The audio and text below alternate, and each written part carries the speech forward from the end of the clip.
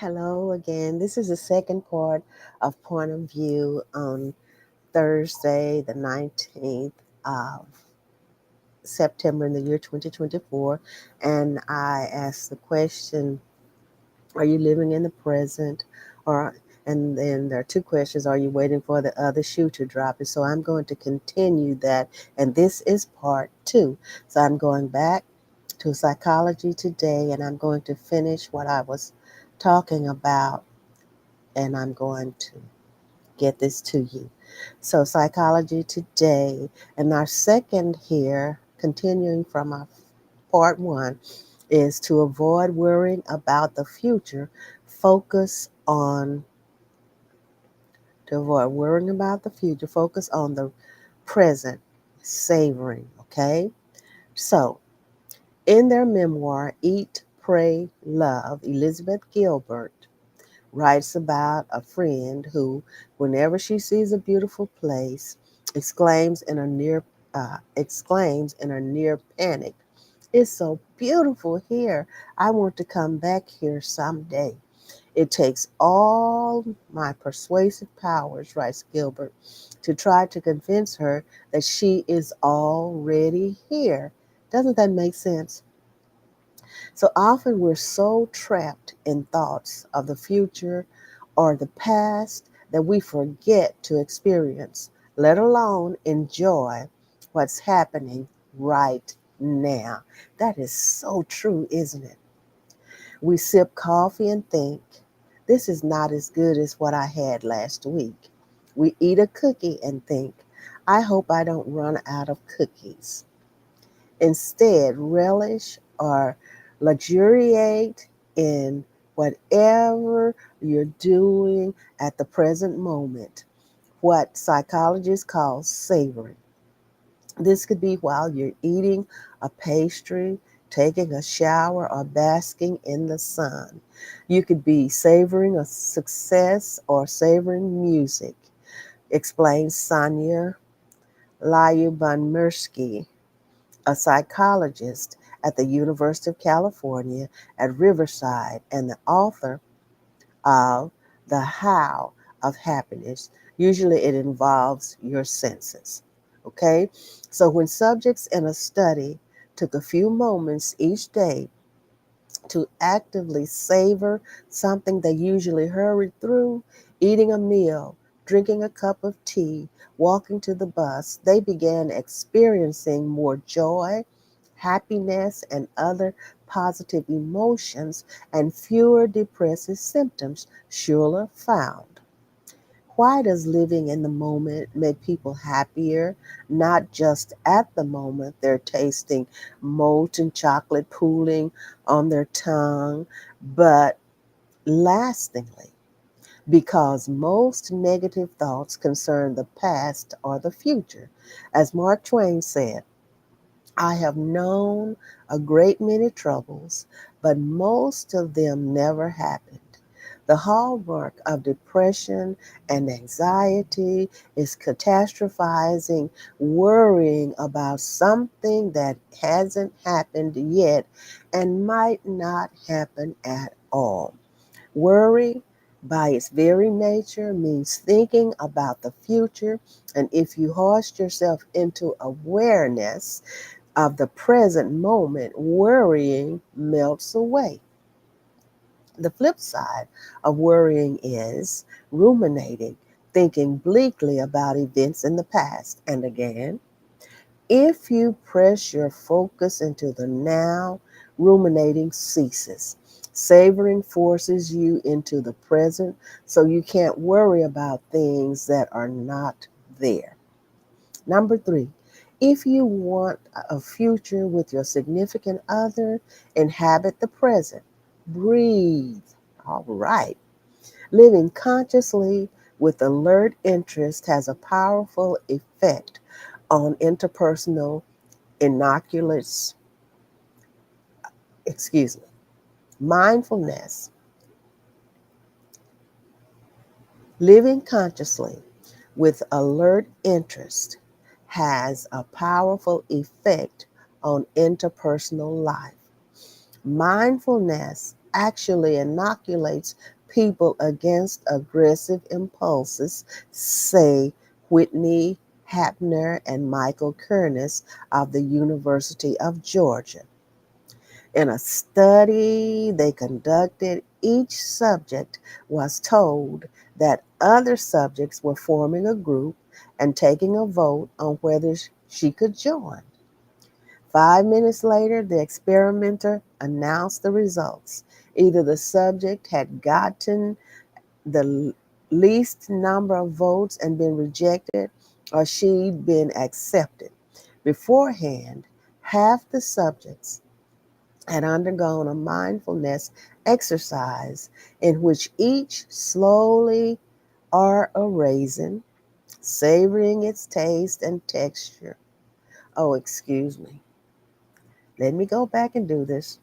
Beforehand, half the subjects had undergone a mindfulness exercise in which each slowly ate a raisin, savoring its taste and texture and focusing on each sensation. Later, in what they thought was a separate experiment, subjects had the opportunity to deliver a painful blast of noise to another person. Among subjects who hadn't eaten the raisin, those who were told they'd been rejected by the group became aggressive, inflicting long and painful sonic blasts without provocation. Stung by social rejection, they took it out on other people. But among those who'd eaten the raisin first, it didn't matter whether they'd been ostracized or embraced. Either way, they were serene and unwilling to inflict pain on others, exactly like those who were given word of social acceptance. How does being in the moment make you less aggressive? Mindfulness decreases ego involvement. Now, on Tuesday, we talked about the ego overtaking. Oh my goodness, this is all working together. Mindfulness decreases ego involvement, ex- explains Kernes. So people are less likely to think or link their self esteem to events and more likely to take things at face value. And I want to do that again. How does being in the moment make you less aggressive? Mindfulness decreases ego involvement, explains Kernes. So people are less likely to link their self esteem to events and more likely to take things at face value. Mindfulness also makes people feel more connected to other people, that empathetic feeling of being at one with the universe. Mindfulness boosts your awareness of how you interpret and react to what's happening in your mind. It increases the gap between emotional impulse and action, allowing you to do what Buddhists call recognizing the spark before the flame. Focusing on the present reboots your mind so you can respond thoughtfully rather than automatically. Instead of lashing out in anger, backing down in fear, or mindlessly indulging a passing craving, you get the opportunity to say to yourself, "This is the emotion I'm feeling. How should I respond?" This is nice. Mindfulness increases self control. Since you're not getting thrown by threats to your self esteem, you're better able to regulate your behavior. That's the other irony. Inhabiting your own mind more fully has a powerful effect on your interactions with others. Of course, during a flare up with your significant other, it's rarely practical to duck out and savor a raisin.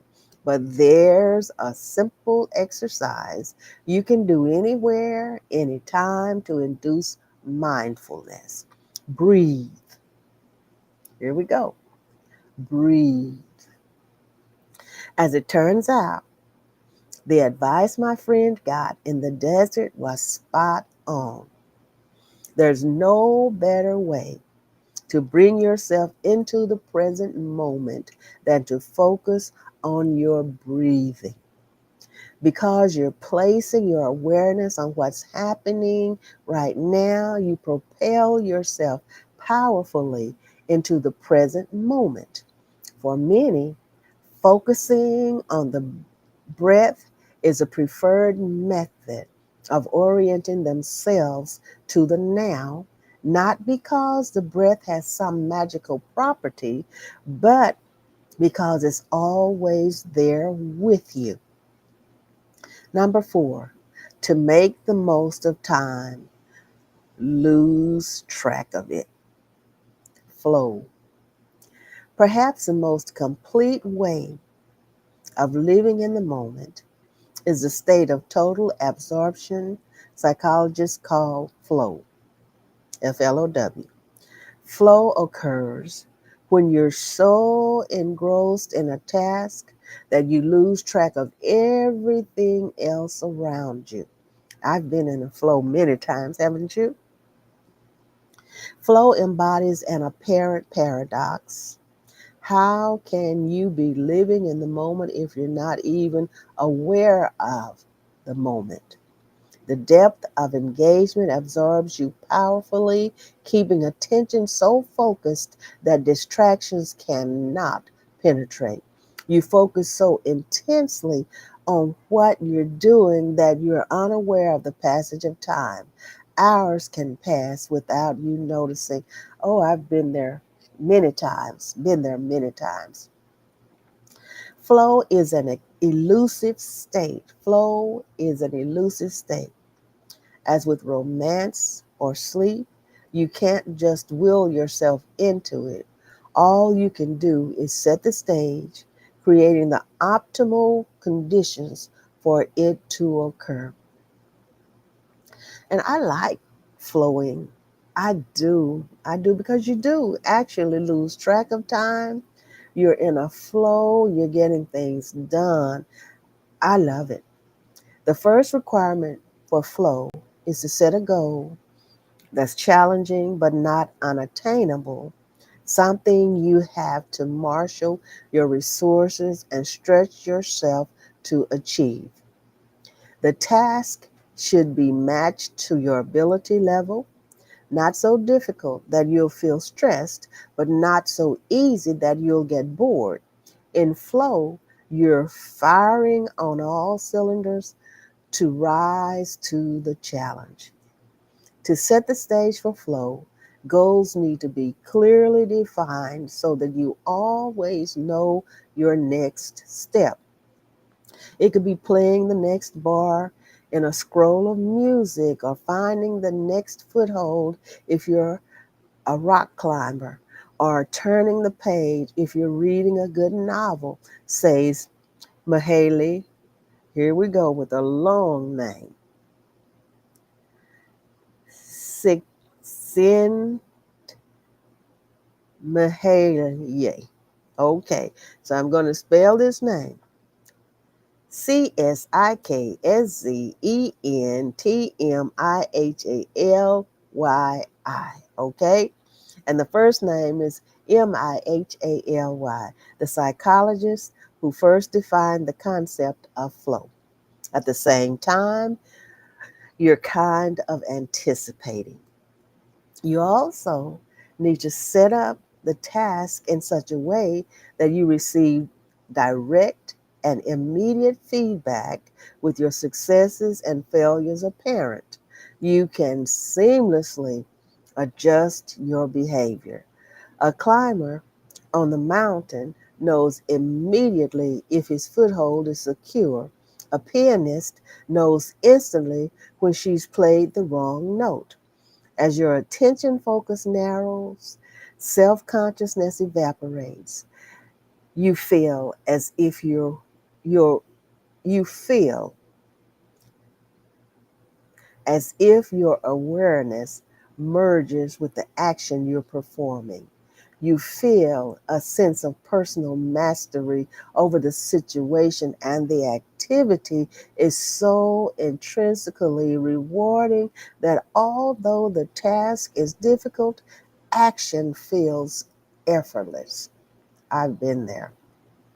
Number 5, if someone is bothering you, move toward it rather than away from it. Acceptance. All right? We all have pain in our lives, whether it's the ex we still long for, the jackhammer snarling across the street, or the sudden wave of anxiety when we get up to give a speech. If we let them, such irritants can distract us from the enjoyment of life. Paradoxically, the obvious response, focusing on the problem in order to combat and overcome it, often makes it worse, argues Stephen Hayes, a psychologist at the University of Nevada. The mind's natural tendency, when faced with pain, is to attempt to avoid it by trying to resist unpleasant thoughts, feelings, and sensations. So when we lose a love, for instance, we fight our feelings of heartbreak. As we get older, we work feverishly to recapture our youth. When we're sitting in the dentist chair waiting for a painful root canal, we wish we were anywhere but there. You know what? My root canals have never been painful. Thank you, Lord. Hallelujah. But in many cases, negative feelings and situations can't be avoided, and resisting them only magnifies the pain. They can't be avoided, and resisting them only magnifies the pain. The problem is we have not just primary emotions, but also secondary ones, emotions about other emotions. So we get stressed out and then think, I wish I weren't so stressed out. The primary workload, okay? The primary emotion is stress over your workload. The secondary emotion is feeling, I hate being stressed. It doesn't have to be this way. The solution is acceptance, letting the emotion be there. That is, being open to the way things are in each moment without trying to manipulate or change the experience without judging it, clinging to it, or pushing it away. The present moment can only be as it is. Trying to change it only frustrates and exhausts you. Acceptance relieves you of this needless extra suffering. Suppose you've just broken up with your significant other, you're heartbroken, overwhelmed by feelings of sadness and longing. You could try to fight these feelings, essentially saying, I hate feeling this way. I need to make this feeling go away. But by focusing on the pain, being sad about being sad, you only prolong the sadness. You do yourself a favor by accepting your feelings, saying instead, I've just had a breakup. Feelings of loss are normal and natural. It's okay for me to feel this way. Acceptance of an unpleasant state doesn't mean you don't have goals for the future. It just means you accept that certain things are beyond your control. The sadness, stress, pain, or anger is there, whether you like it or not. Better to embrace the feeling as it is. Nor does uh, acceptance mean you have to like what's happening. Now, see this? This is so good. This is still psychology today. Nor does acceptance mean you have to like what's happening. Acceptance of the present moment has nothing to do with resignation, writes Kabat Zinn. Acceptance doesn't tell you what to do. What happens next, what you choose to do, that has to come out of your understanding of this moment. If you feel anxiety, for instance, you can accept the feeling, label it as anxiety, then direct your attention to something else instead. You watch your thoughts, perceptions, and emotions flit through your mind without getting involved. Thoughts are just thoughts. You don't have to believe them and you don't have to do what they say. Thoughts are just thoughts. You don't have to believe them and you don't have to do what they say. Number 6, know that you don't know. Okay? Know that you don't know. That's engagement. You've probably had the experience of driving along a highway only to suddenly realize you have no memory or awareness of the previous 15 minutes. You know what? I've done that. I remember Sister Donna Washington, and I were on our way to here to Dallas, as we were living in Denison, to the state meeting. So we were just talking. I was driving. We were just talking and talking and talking. And then suddenly I said, Sister Washington, where are we? She said, I don't know. I don't know how many minutes we've been driving and talking, but then it came to us and we realized where we were. We were still on our way to Dallas, okay? But I know about this. It says your memory or awareness of the previous 15 minutes. Okay, let me go back and do the whole sentence. You've probably had the experience of driving along a highway only to suddenly realize you have no memory or awareness of the previous 15 minutes. Maybe you even missed your exit. You just zoned out. You were somewhere else, and it's as if you've suddenly woken up at the wheel. Or maybe it happens when you're reading a book. I know I just read that page, but I have no idea what it said. That's happened to me too. How about you? These autopilot moments are what Harvard's Ellen Langer calls mindlessness. Times when you're so lost in your thoughts that you are not aware of your present experience. As a result, life passes you by without registering on you. The best way to avoid such blackouts, Langer says, is to develop the habit of always noticing new things in whatever situation you're in. That process creates engagement with the present moment and releases a cascade of other benefits. Noticing new things puts you empathetically in the here and now. We become mindless, Langer explains, because once we think we know something, we stop paying attention to it. Oh, have you ever thought about that? This is so true, isn't it? I want to repeat that. We stop paying attention to it. We become mindless, Langer explains, because once we think we know something, we stop paying attention to it. We go about our morning commute in a haze because we've tried the same route 100 times before.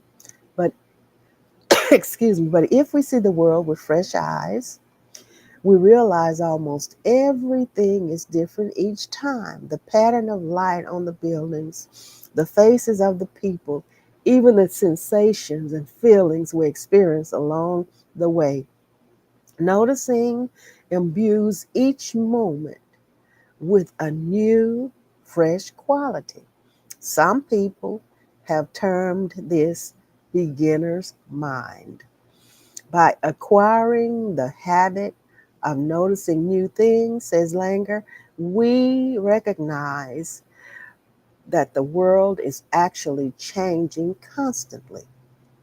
We really don't know how the espresso is going to taste or how the commute will be, or at least we're not sure.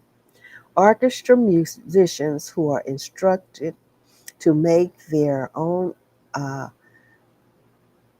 orchestra musicians who are instructed to make their performance new in a subtle ways not only enjoy themselves than more, but audiences actually prefer those performances.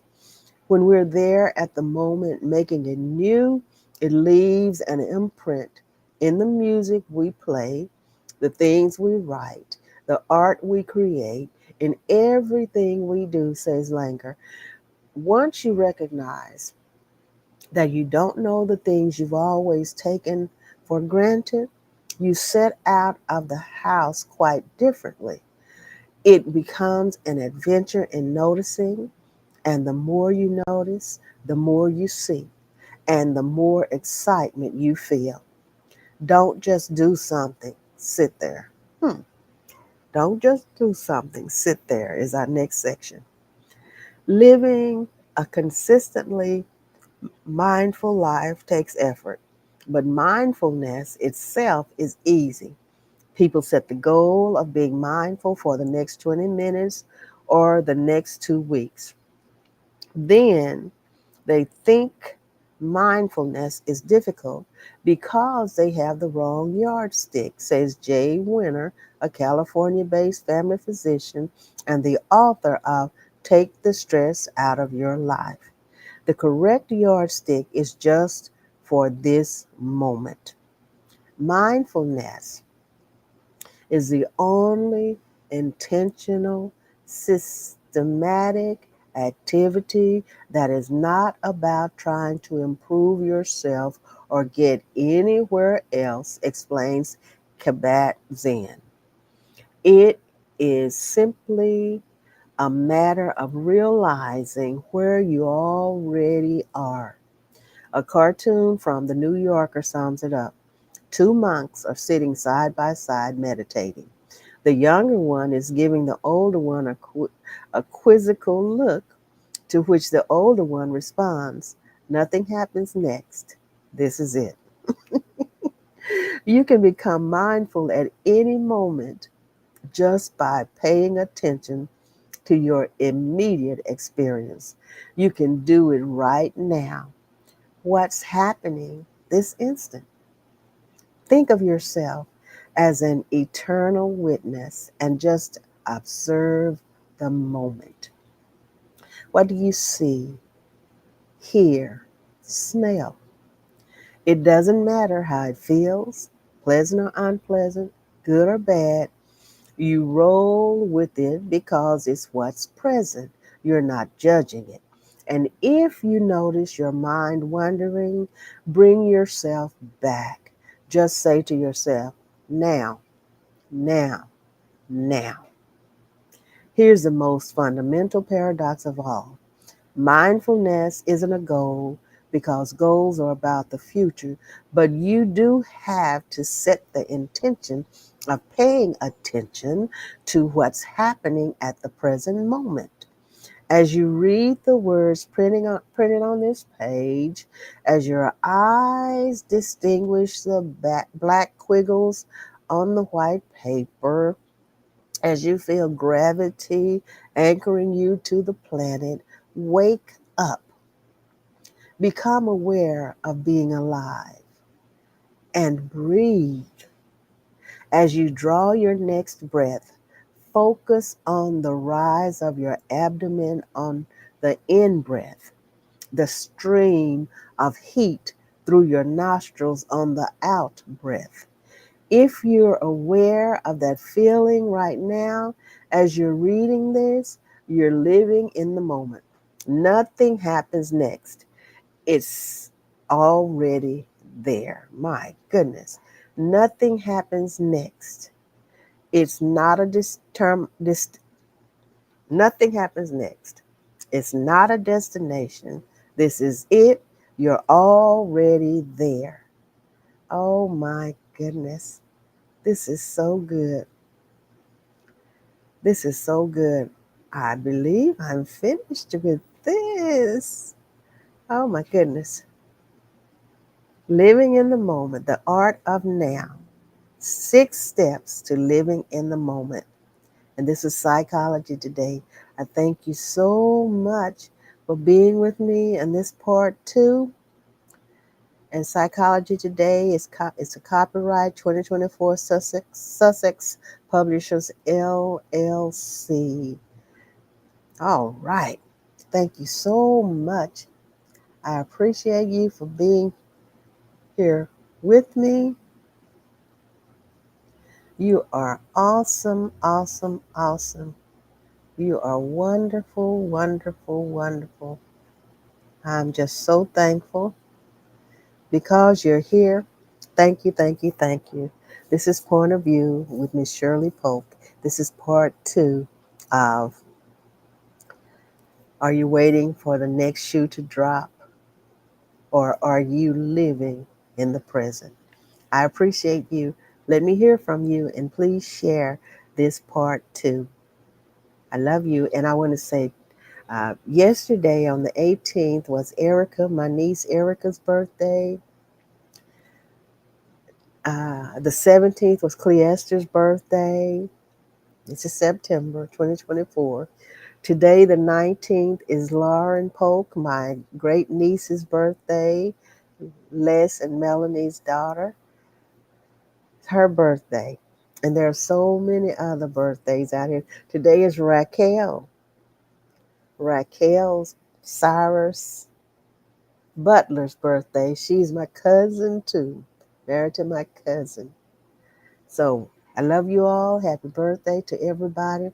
Everybody's having a birthday. Happy birthday to you too. Thank you so much for being with me. I love you so much.